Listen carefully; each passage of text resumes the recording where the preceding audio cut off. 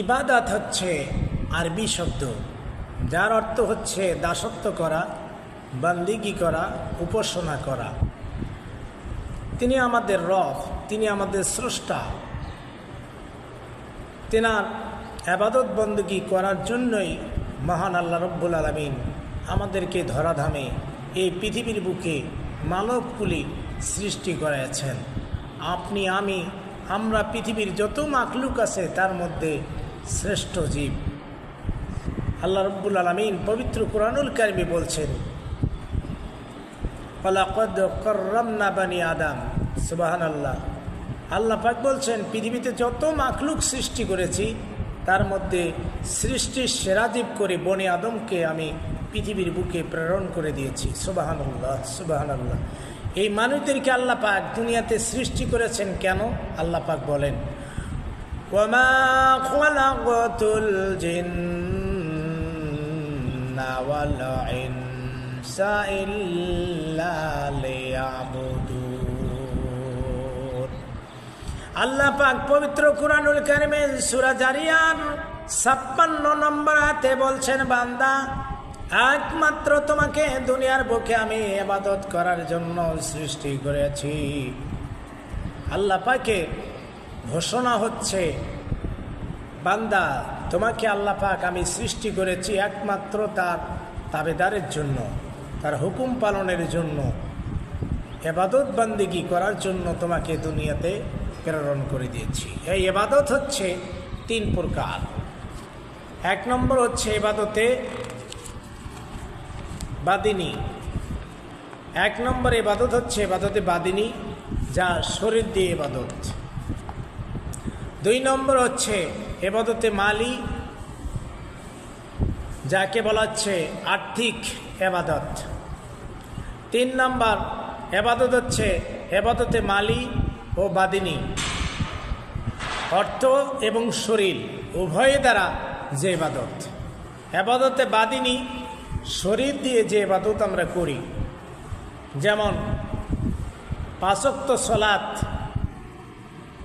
এবং মাহে রমজান মাসের রোজা, এইটা হচ্ছে ইবাদতে বাদিনী, যা আমরা শরীর দিয়ে যে ইবাদতগুলো করি।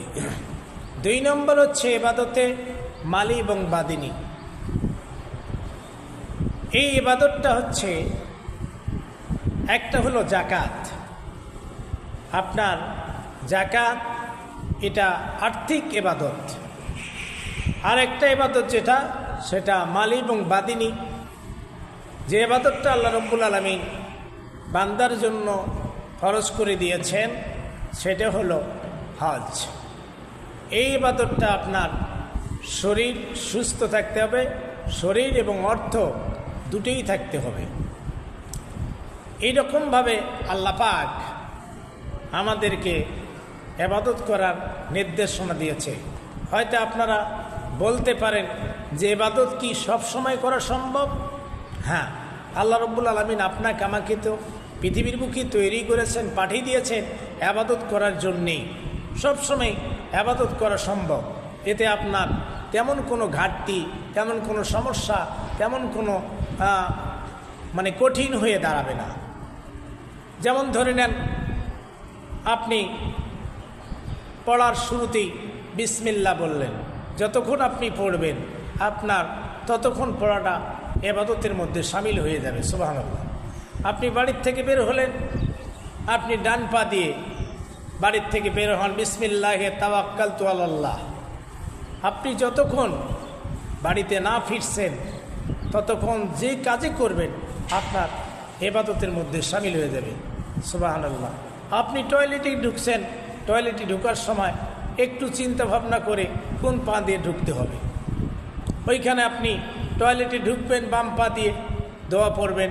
যতক্ষণ আপনি প্রস্রাব পায়খানা টয়লেটে থাকবেন, করবেন, ততক্ষণ আপনার ইবাদতে শামিল হয়ে যাবে। সুবহানাল্লাহ। আপনি মসজিদে ঢুকতেছেন, কোন পা দিয়ে ঢুকবেন? ডান পা দিয়ে ঢোকেন, মসজিদে ঢুকার দোয়া পড়েন।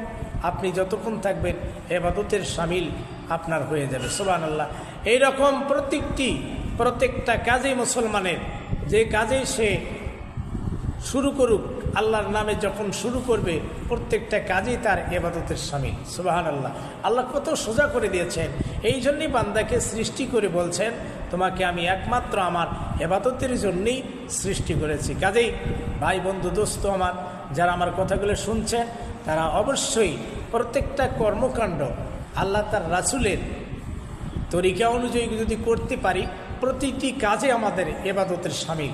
আল্লাহ রব্বুল আলামিন আপনাকে আমাকে এই হায়াতে জিন্দিগিতে আল্লাহ পাক দুনিয়াতে পাঠিয়ে দিয়েছেন ইবাদত যেহেতু করার জন্য। কাজে আমরা সব সময় প্রত্যেকটা কর্মকাণ্ড, যারা অফিস আদালতে আমরা চাকরি করি, বিসমিল্লাহ বলে শুরু করবেন।